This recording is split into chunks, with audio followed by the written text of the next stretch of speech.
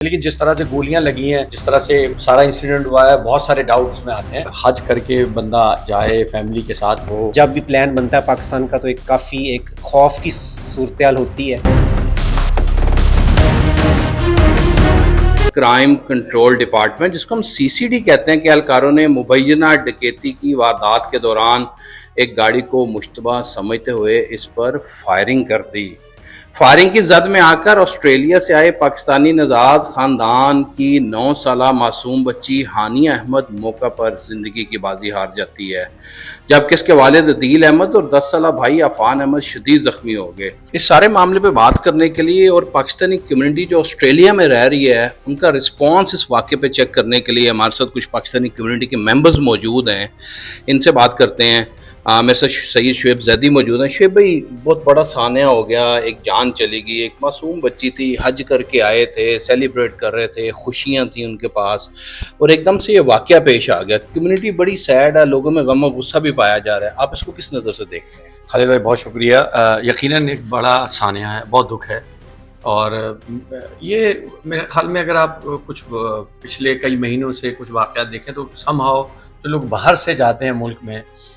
یا تو ان کو سوشل میڈیا کے ذریعے بہت زیادہ اپنے آپ کو پروموٹ کرتے ہیں، اور جس سے بہت ساری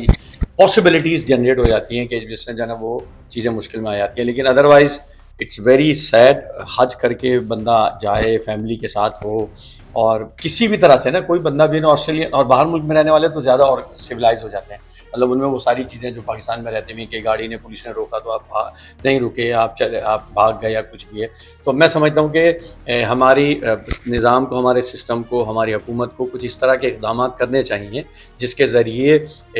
اس طرح کے سانحے کم سے کم ہوں، یعنی پولیس کے اندر سسٹم کے بارے میں، یعنی اگر یہ واقعہ ہے اس کے پراپر ایویڈینشل انسیڈنٹ کی پوری انکوائری کی جائے تو اس کے بعد پتہ لگ سکتا ہے کہ کیا ہوا تھا، اور پھر وہ آئندہ سے اوورسیز پاکستانیوں کو، یعنی ہم لوگوں کو پتہ ہونا چاہیے کہ ہم سے کیا غلطی ہو رہی ہے، کہ کس طرح سے مان لیجئے کہ اگر وہ ہمارے اداروں کے لوگ نہیں تھے، حقیقتاً وہ سارے کے سارے ایسے تھے، لیکن جس طرح سے گولیاں لگی ہیں، جس طرح سے مطلب سارا انسیڈنٹ ہوا ہے، بہت سارے ڈاؤٹ اس میں آتے ہیں، اور اٹ شوڈ بی یعنی اس کی پراپر انکوائری ہونی چاہیے۔ اچھا علی بھائی، آپ سمجھتے ہیں کہ جب ہم لوگ خاص طور پہ اوورسیز پاکستانی یہاں سے پاکستان میں ٹریول کر رہے ہوتے ہیں، کیا ہمیں اپنے اس وزٹ کو بہت زیادہ سیکرٹ، یا ایٹ لیسٹ کوئی بہت ہی جو کلوز فیملی ممبر ہیں ان تک ہی رکھنا چاہیے؟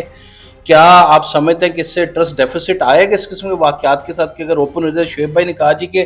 لوگوں کو پتہ کیسے چل جاتا ہے کہ یہ ہمارا پاسبل ٹارگٹ ہو سکتا ہے، آپ کیا سمجھتے ہیں؟ جی، پہلے تو بہت افسوس ہوا اس پورے سانحے واقعے کو سن کے، اسپیشلی وہ بچی کے حوالے سے، کہ وہ اس طریقے سے ان کو، اس بچی کو بھی گولی لگی۔ لیکن آپ نے جو سوال کیا بالکل ایسا ہی ہے۔ اس کے دو، میرے حساب سے جیسے سکے کے دو پہلو ہوتے ہیں۔ اس کا ایک پہلو یہ ہے کہ آپ چیزیں چھپائیں، اور جتنا منیمم آپ اپنی چیزیں رکھ سکتے ہیں اس حساب سے اپنے آپ وزٹ کو رکھیں، تاکہ یو نو کہ بھئی سسٹم کیسا چل رہا ہے، حالات کیسے چل رہے ہیں، لوگ کیا سوچ رہے ہیں، کیا کر رہے ہیں۔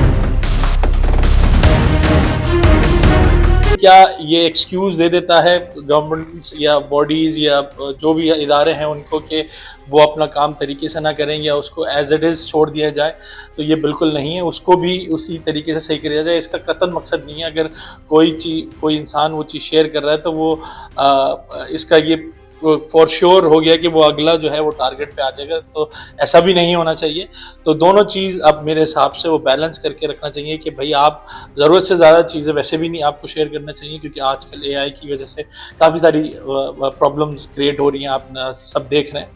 اور اسی طریقے سے دوسری سائڈ پہ بھی ہمیں اس چیز کو دیکھنا چاہیے۔ بہت شکریہ۔ دیکھیں، یہ پے در پے واقعات ہو رہے ہیں۔ میں سمجھتا ہوں کہ 1 سال کے اندر 3 بڑے ایسے واقعات ہو چکے ہیں۔ ایک واقعہ ایک اور آسٹریلین سٹیزن تھے جن کی پولیس کے ساتھ کوئی مسئلہ ہو گیا اور پولیس والے نے ان کو مارا، وہ بھی واقعہ لاہور میں اردو پوائنٹ نے بھی رپورٹ کیا۔ ایک دو کچھ ایسے واقعات ہیں کہ جو پرائیویسی ریزنز کی وجہ سے ہم رپورٹ نہیں کر پائے یا نہیں کرنے دے رہے ہیں، جن کے ساتھ ہمیں وہ چاہتے ہیں کہ نہ رپورٹ کیا جائے، اور یہ ایک بہت بڑا واقعہ ایسا ہو گیا ہے۔ پاکستانی کمیونٹی اس چیز کو کافی زیادہ فیل کر رہی ہے۔ ہم دیکھ سکتے ہیں کہ پورے آسٹریلیا میں پاکستانی کمیونٹی بہت پریشان ہے اور بہت سوگ میں ہے، اور اس قسم کی سچویشن ہمارے ساتھ سعید اللہ کمال صاحب موجود ہیں، ان سے پوچھتے ہیں کہ آپ کیا سمجھتے ہیں کہ ایسی سچویشن پاکستانی کو پاکستان جانے سے روکنے کا ایک پیغام بھی دیتی ہے، اور آپ کیا سمجھتے ہیں کہ اس معاملے کو کس طرح سے حل ہونا چاہیے؟ جی السلام علیکم، تھینک یو سو مچ خالد بھائی۔ ہاں جی، سب سے تو پہلے بہت افسوس ہے مجھے ساری کمیونٹی کو بھی کہ معصوم بچی کی جان چلی گئی، اور اس فیملی کے ساتھ ہم اظہار تعزیت بھی کرتے ہیں کہ اللہ تعالیٰ ان کو صبر عطا فرمائے، اور جو باقی فیملی زخمی ہیں ان کو بھی جلدی صحت عطا فرمائے ان کو۔ تو اس طرح کے واقعات سن کے تو دل کو بہت تکلیف ہوتی ہے، اور جب بھی پلان بنتا ہے پاکستان کا تو کافی ایک خوف کی صورتحال ہوتی ہے۔ یہاں جب ہم آسٹریلیا میں ہوتے ہیں تو ہمیں بالکل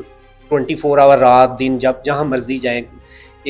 تو میری تو یہی خواہش ہے کہ پاکستان ہمارا پیارا ملک بھی کاش کہ اس طرح ہو کہ ہمیں ہر طرح کا تحفظ ہو۔ تو اس میں جو بھی ذمہ داران ہیں ان کو، فیملی کو انصاف ملنا چاہیے تاکہ آئندہ دوبارہ اس طرح کا واقعہ جو ہے وہ دوبارہ رپیٹ نہ ہو۔